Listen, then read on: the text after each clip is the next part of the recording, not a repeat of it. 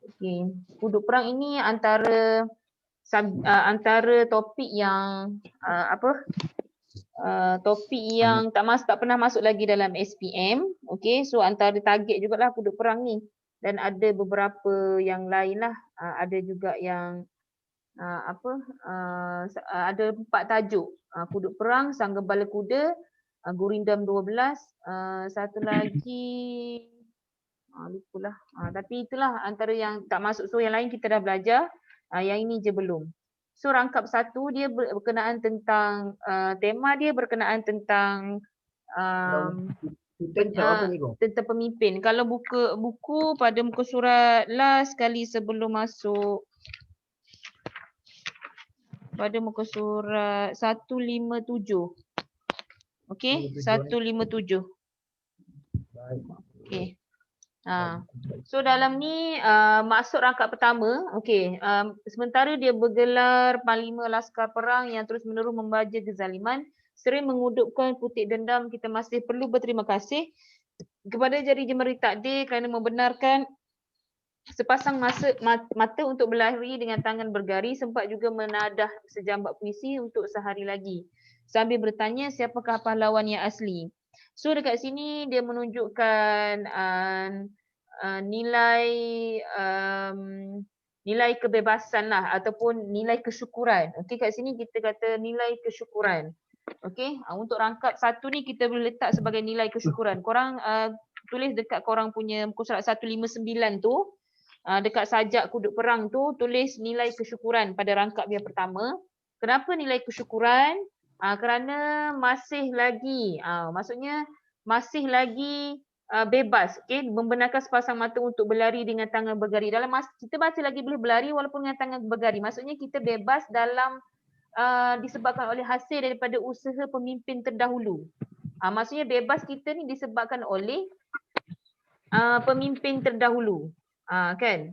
Maksudnya penyajak menyatakan maksudnya sekarang ni walaupun masa terus berlalu tapi pemimpin terus membuat kezaliman dan dendam kepada manusia. Maksudnya kita tak tahu dalam cerita ni, dalam sajak ni berkenaan tentang siapakah pemimpin. So di sini tapi dalam masa yang sama kita mempunyai, maksudnya sempat juga menadah sejambat puisi. Maksudnya dalam masa kita tak tahu siapa pemimpin atau pemimpin kita seorang yang zalim, tapi kita masih lagi bersyukur sebab kehidupan kita masih bebas sebab merdeka sebab usaha pemimpin terdahulu. Dan juga kita masih lagi bebas bersuara walaupun kita kata kita dengan pemimpin yang zalim atau tahu pemimpin yang ada manipulasi apa-apa, tapi kita masih lagi bebas untuk bersuara, masih lagi bebas menulis tentang siapakah pahlawan yang sebenar. Okey, itu rangkap yang pertama. Okey, merangkap kedua pula, memang kita tidak sempat menjenguk keluar jendela sewaktu fajar menghembus ringkik kuda, gemerincing pedang pusaka, darah yang tiba-tiba membuat di daerah Ankara. Perciknya menumbuhkan kelopak rahsia dalam keliru tertanya-tanya, kita tangan mana yang memegang sang pendusta. So di sini dia bercakap tentang sejarah, kita ada sejarah kepahlawanan Hang Tuah dengan Hang Jebat pada zaman dahulu. Dan zaman tu kita tak sempat untuk berpeluang untuk melihat siapakah antara mereka ni pahlawan yang sebenar, kan. Walau bagaimanapun sehingga sekarang masih lagi berlaku lah benda tu. So kat sini dipanggil nilai, di sini dipanggil nilai apa ni, apa yang baik kat sini, nilai apa yang kita boleh letak kat sini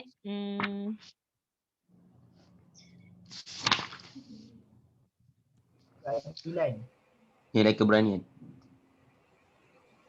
Nilai kebenaran. Nilai kebenaran ataupun boleh juga nilai kebenaran, maksudnya masih lagi kita tidak tahu siapakah, maksudnya penyajak masih lagi menyatakan bahawa rakyat masyarakat kini masih lagi tertanya-tanya siapakah pemimpin yang sebenar. Sebab kisah Hang Tuah Hang Jebat ni tak tahu siapa pemimpin sebenarnya. Siapakah yang benar kat sini? Hang Tuah seorang yang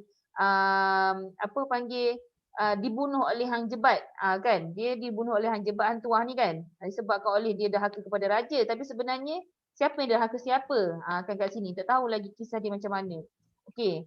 Hang Tuah dia bagi tahu, okey, andai namamu Tuah, kita masih mahu menyanjung pendekar paling gagah kerana takhta setia terbina di istana wangsa, bukanlah penjamin kukuhnya. Pasak sama sekali turut direntakkan. Daki pendusta melekatlah selumbar sengsara di tiang maruah kota.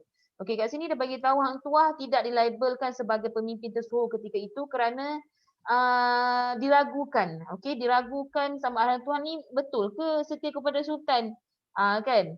Dan banyak perbohongan yang berlaku dan orang tak tahu betul ke Hang Tuah ni ke dia dia apa talam dua muka kan.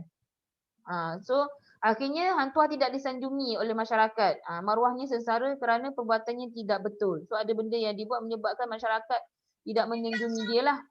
Okey.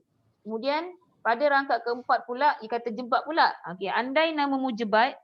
Okey, tadi rangkap ketiga tadi apa yang kita boleh bagi ni nilai dia?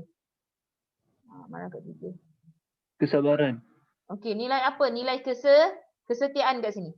Kita boleh bagi kesetiaan iaitu kesetiaan seorang pemimpin ataupun seorang pemimpin terhadap sultan. Kan maksudnya kat sini Hang Tuah masih lagi dilabelkan sebagai pemimpin. Maksudnya ketika itu sebab dia masih lagi setia pada sultan.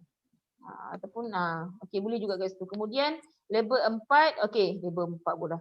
Rangkap keempat Han Jebat. Okey, Han Jebat tidak digelar sebagai berkhianat kerana dia mencurahkan kesetiaan. Maksudnya Han Jebat ni di dalam kalangan masyarakat dia ada nama. Okey, maksudnya dia ada nama. Dia dinobatkan sebagai pemimpin yang sebenar dalam kalangan masyarakat. Hang Tuah pula dia ni macam orang kanan raja ketika itu. Okey, Han Jebat tidak digelar sebagai berkhianat kerana dia mencurah kesetiaan kepada raja ketika itu. Kesetiaan yang ada pada Han Jebat menyebabkan dia membunuh kawan baiknya itu Hang Tuah. Jebat yang bunuh Hang Tuah. Walau bagaimanapun dia tidak digelar pengkhianat walaupun masyarakat bersedih atas kematian Hang Tuah. Dia tak digelar pengkhianat. Selepas kematian Hang Tuah, Han Jebat dinobat sebagai pemimpin yang sebenar sehingga membelakangkan keadilan.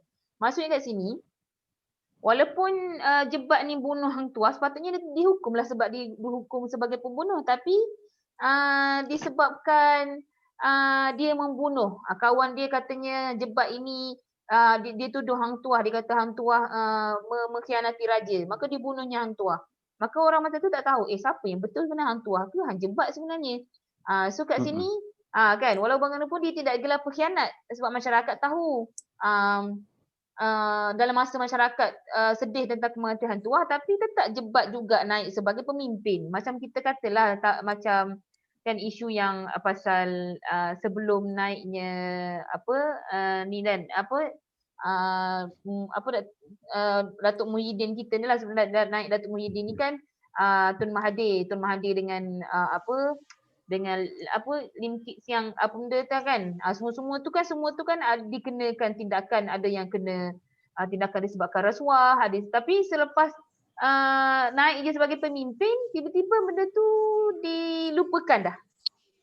Kan yang mana kena tangkap, mana yang kena ditangkap masuk disebabkan rasuah, semua ditutup dah. Sebab apa? Dia dah jadi pemimpin. Nampak tak kat sini? Contoh kita kata siapa lagi yang mengkhianati belakang yang kita tahu dia ni jahat tapi apabila dia pemimpin, dia jadi pemimpin rupanya. Siapa yang pemimpin yang lepas-lepas? Yang pemimpin kali ni kita tak nampak sebab pemimpin kali ni bukan oleh demokrasi, maksudnya dipilih oleh oleh Datuk Muhyiddin lah kan yang menaikkan nama-nama menteri-menteri ni, bukan demokrasi. Okey, ini kabinet sementara, tahulah sebab bila kabinet sementara kita ni. Kan duk main COVID ni tak boleh nak mengundi. Kan yang duk Anwar pula duduk nak cucuk nak suruh mengundi juga kan. Semacam-macam lah. So semua kita tak tahu apakah agenda sebenar di sebalik belakang ini kan. Jadi kan sekarang ni kan dipanggil sebagai pemerintahan pintu belakang. Kan maksudnya masuk dari pintu belakang kan yang pemerintahan yang Datuk Muhyiddin kita ni. Kan. Tapi cikgu rasa ketenangan itu cikgu rasa tenang di bawah pemerintahan Datuk Muhyiddin berbanding kita berada di PH dahulu. Kan. Ya, betul. Tapi masing-masing Lagi tenang bawah Anwar cikgu. Ah, Tak lagi Lain tenang macam dulu. dah ni. lagi tenang zaman Anwar. Imran di masing-masing ada pendapat masing-masing. Kan? Masing-masing ada tak apalah. Tak apalah, tak nak cakapnya ada orang yang kata Anwar tu lagi bagus, ada. Cikgu tak boleh nafikan. Ada yang kata Muhyiddin ni pintu belakang kan, pengkhianat, apa pemimpin yang orang tak pilih lah apa kan, naik semua kan. So kita terimalah. Itu betul lah tu kan. Kalau sebut sebab tak ada demokrasi kan dekat sini kan. Sedangkan kita ni negara demokrasi berparlimen, kena ada demokrasi atau pilihan di tangan rakyat, tapi tak ada. So itulah berlakunya, kita tak tahu siapa yang pengkhianat, siapa yang pemimpin sekarang ini. Itu pun berlaku pada zaman kita ni, zaman bila sajak ni kan, dah lama dah ni. Zaman-zaman dulu lagi. Kan tentang agenda-agenda pemimpin yang menjadi pengkhianat ke apa kan, macam-macam. Okey, tengok rangkap kelima pula. Okey, rangkap keempat tadi apa yang kita boleh nampak? Rangkap keempat tadi nilai apa kat sini? Nilai tanggungjawab.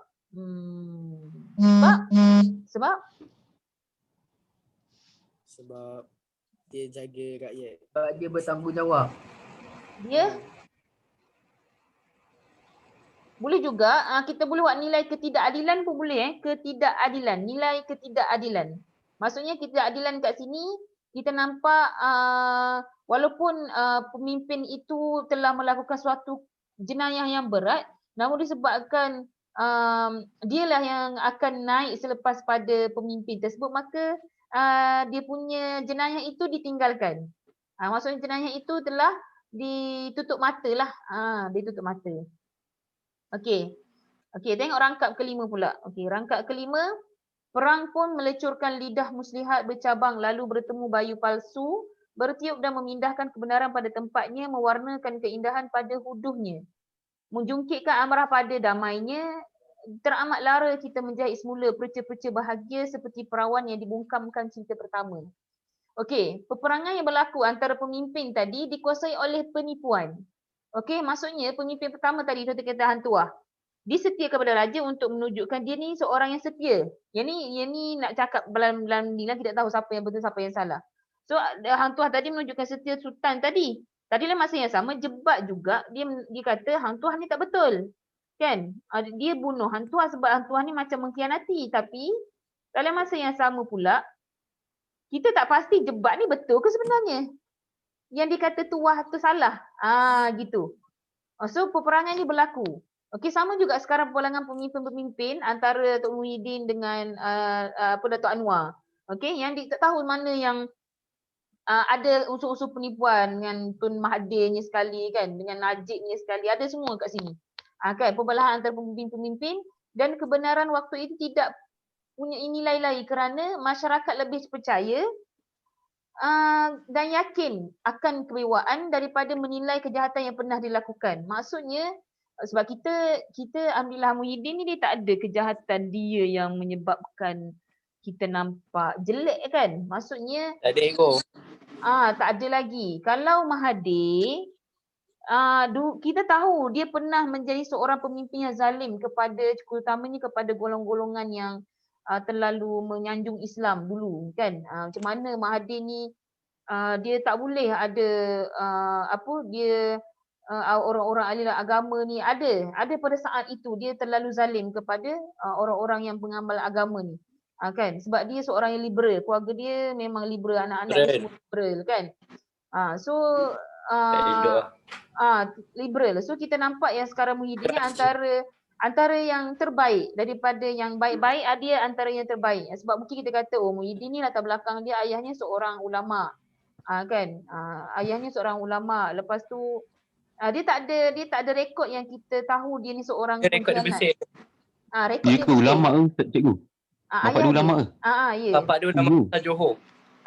Ulama di Johor. So kita tahu latar belakang tu. Tapi kita nak cakap dulu orang menyanjung Mahathir sebab Mahathir buat orang percaya, membina Putrajaya, membina bagus Mahathir ni kan. Sehingga kan kita menutup kejahatan yang dilakukan. Tahap itu masa zaman Mahathir ni. Pada masa yang sama juga masyarakat akan berusaha. Masyarakat buat tak tahu je lah dah macam mana pemimpin naiknya Tun Mahathir. Contoh dululah dulu. Okey, sekarang tak boleh nak bandingkan lah. Okey, masyarakat akan berusaha untuk membangunkan negara, menyejahterakan rakyat sehingga mereka terlupa bahawa mereka belum mendapat seorang pemimpin yang benar-benar berwibawa dan berketerampilan. Kan zaman macam dululah macam yang kita zaman Mahathir dulu. Kita rasa Mahathir ni bagus kan. Lepas tu dia buat video-video yang agak menyedihkan lah, macam sedih lah apa negara kita ni, macam-macam lah. So itu kita macam dia nak menutup masyarakat tentang kejahatan yang pernah dilakukan. Dia lah yang buat ISA itulah. Kan yang orang-orang agama kena masuk penjara semua tu kan. Yang mengajar tentang kezaliman apa-apa ni masuk ni ISA kan. Termasuklah Anwar sekali masuk ISA lah. Sekali dua tu jadi kamcing lah pula dah kan. Macam tu. So dunia terbalik-balik kan. Dunia dah terbalik-balik. Anwar sendiri masuk ISA sebab Anwar ni pada muda Anwar ni bagus. Kenapa bagusnya Anwar? Anwar ni lah yang membuat orang pertama yang membina ni. Yang membina adanya bank Islam. Adanya universiti Islam. Anwar lah tu. Itu jasa Anwar. Yang buat bank Islam, yang buat bahagian semua ada Islami itu Anwar. Tapi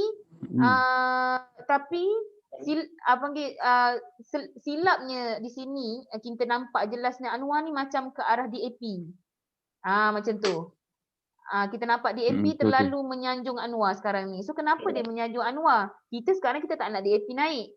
Kita tahu DAP ni Cina kan, dan memang dia nak naik kuncu-kuncu dia. Kenapa kita nak naikkan orang Cina? Maksud tu kita tak suka PH yang dulu sebab Cina. PH berarti yalah PH. Kan Pakatan Harapan. Sebab Cina, naik ramai Cina kan. Kewangan Cina, pendidikan Cina. Apa dia? Okey. So bahawa mereka pemimpin dululah zaman dulu. Okey, kemudian sini nilai apa ni? Nilai kepercayaan. Kita boleh letak sebagai nilai kepercayaan iaitu di mana rakyat tadi rakyat tadi lebih percaya dan yakin kepada pemimpin daripada menilai kejahatan. Maksudnya rakyat ni macam agak ikut je lah. Dia macam ni lah, mewarnakan kehidupan pada hodoh. Dia macam rakyat ni buat tak tahu, biarlah hodoh pun tapi kita warnakan dengan keindahan. Biarlah marah pun kita jahit balik. Biarlah dah terbuka dah pun kita tu balik, kita jahit balik. Macam tu sahaja rakyat ni.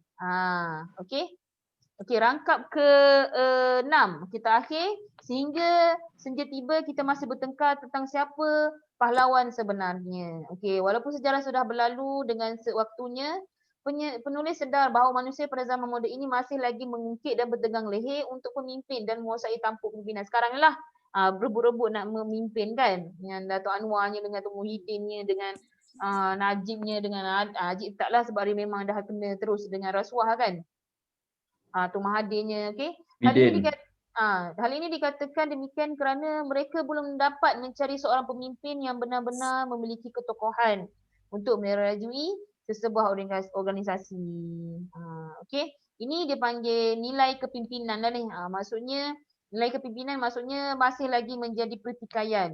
Kan masih lagi tidak jumpa siapakah pemimpin yang sebenar ataupun pahlawan yang sebenar. Okey, tema dia tentang kepentingan kewibawaan dan ketokohan seorang pemimpin dalam menerajui sesebuah organisasi. Hal ini dikatakan demikian kerana pemimpin masa kini semakin berani memutarbelikkan keadaan yang sebenar demi menjaga kepentingan diri. Oleh sebab itu, pemimpin berpendapat bahawa manusia pada zaman moden ini masih memikirkan calon pimpinan mereka yang paling berwibawa dan berketerampilan. Okey, kita tidak pelik kalau kita katakan Parlimen sekarang yang ada 200 berapa kursi, aku tak ingat, 240 kursi ni kan. Kalau semuanya memihak kepada Anwar kata 120-nya dia milik dia kan. 120 tu milik dia. Kita ada berapa 200 ke belas cikgu ingat berapa? 213 cikgu, 213. 213 kursi kan. Ada 213 kursi. Anwar menyatakan untuk dia sahaja dah 212. Untuk dia sahaja 120. Maksudnya kalau dia 120 maksudnya kalah lah Muhyiddin. Kan kalau dia kata semua kerusi 120 tu majoritinya memihak kepada dia. Kan, dan benda tu tak mustahil walaupun dia kata mutabalik keadaan yang sebenar demi menjaga diri tadi, tapi benda tu tak mustahil. Kalau benda tu disogokkan dengan rasuah, disogokkan dengan duit, harta, kedudukan, pangkat. Dia prank je tu, prank 20k. Okey, itu. Okey, sekarang tengok pula persoalan. Okey, persoalan tentang peperangan akan mewujudkan perasaan dendam. Okey, inilah persoalan, iaitu peperangan tadilah, peperangan antara mencari pemimpin, mana pemimpin tadi, maka menjadi perasaan dendam. Persoalan tentang keadilan dan kesekssamaan yang selalu digugat oleh pendustaan. Okey, ini pendustaan ni lah antara pemimpin-pemimpin kan. Kita nak adil dan sama, tapi disebabkan oleh adalah pemimpin, tapi terpaksa menutup mata kita daripada melihat kejahatan yang dia buat sebelum ini. Okey, persoalan tentang pembalahan boleh menjadikan yang tidak benar kepada benar. Maksudnya duk bergaduh kan, bergaduh kan, 120 kan, boleh menjadi ia yang tidak benar kepada yang benar. Oh betul rupanya, kan. Kita tahu. Okey, persoalan tentang sikap tidak mahu memuji dan berpihak antara tuah yang setia dengan jebat yang menuntut keadilan. Okey, maksudnya tak tahu, ni pun macam, maksudnya tak nak puji tuah dan masa yang sama tak nak berpihak kepada tuah, kan. Maksudnya ada jebat baik, jebat juga kat situ. Kat situ dia bertelagah antara dua pemimpin ni. Okey, dah habis persoalan, kita tengok gaya bahasa, metafora. Okey, metafora ni apa? Metafora ni abstrak dengan konkret kan. Peta keadilan, peta boleh pegang, keadilan tak boleh pegang. Tak boleh. Okey, putik dendam. Putik ni macam mentah mentah. Ke pucuk dendam. Macam pucuk lah, pucuk dendam. Pucuk tu kita boleh pegang. Okey, dendam boleh pegang. Okey, hyperbola. Hyperbola ni maksudnya lebih-lebih lah, selumbar, sengsara, daerah angkara, nak cakapnya besar lah benda tu. Berlaku angkara tu sebesar daerah angkara tu. Selumbar sengsara, maksudnya sengsara tu kecil je, macam sekecil selumbar, macam tu. Okey, singkup. Singkup ni perkataan pendek, mu, ku, nak, tak nak. Okey, anafora pengulangan, andai, pengulangan perkataan pada awal baris. Simili seperti, okey, perkataan seperti, bagai itu simili. Okey, bentuk sajak pula. Okey, ada 6 Cikgu, kuduk apa cikgu? Kuduk. Kuduk. Kuduk tu macam kuduk tu macam kuda bukan. Mengecut. Kuduk. Mengecut. Kecut. Kecut. Kejap kita tengok ni dia punya kuduk. Okey, kejap kita tengok kuduk. Kuduk perang.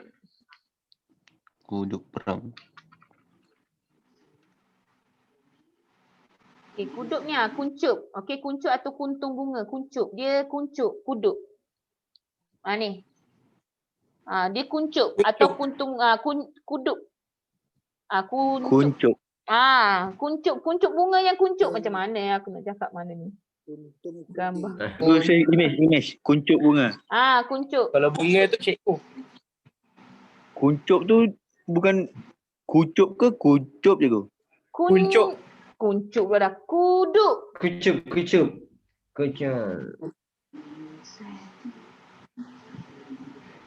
Kuduk tu kucup tu apa? Kuduk bunga contoh. Kucup tu air. Ni bunga yang kuduk bunga. Oh, kucup. Ni macam ni lah. Ni yang tak kembang lagi ni. Kuncup bunga ni tak kembang lagi ni yang tengah. Ni main kuncup. Ada 10 minit lagi. So ni bayi kuncup ni tak kembang lagi, dia panggil kuduk. Kuncup. Yang baru nak tumbuh, baru nak tumbuh. Baru nak tumbuh. Kan. Kuduk perang, permulaan perang lah kot. Maksudnya kan? Permulaan perang. Tak perang pun lagi tapi baru nak macam kuduk. Make sense. Okey, kuduk perang. Permulaan. Permulaan. Okey, sikit lagi. Okey, kemudian ada bentuk 6 baris. Kemudian nilai, kita nilai. Dia ada nilai keberanian, keadilan, keinsafan, kerajinan. Keberanian, penyajak berani mencari jawapan dan kepastian antara pahlawan dan pengkhianat. keadilan, tuah dan jebat hendaklah diadili dengan saksama. Perlu ditegakkan bagi mengelaknya berlaku kezaliman. Keinsafan, penyajian insaf bahawa peperangan dan pembelahan akan menggugat kedamaian hidup. Kerajinan, usaha yang gigih dan bersungguh-sungguh untuk membina kebahagiaan hidup semula selepas perangan perlu dilakukan. Itu nilai, sama juga pengajaran pun sama, bezanya pada tu je lah. Haruslah adil, kita mestilah berani, kita mestilah insaf, kita mestilah gigih. Cari je mana nilai, itulah pengajaran, itulah persoalan, itulah watak, itulah latar masyarakat. So, tengok pada soalan muka surat Macam biasa. muka surat 160. Okey, 160 macam biasa. Macam biasa. 160 kat situ. Biasa. Tak gambar guys orang. Ya. Okey, jap.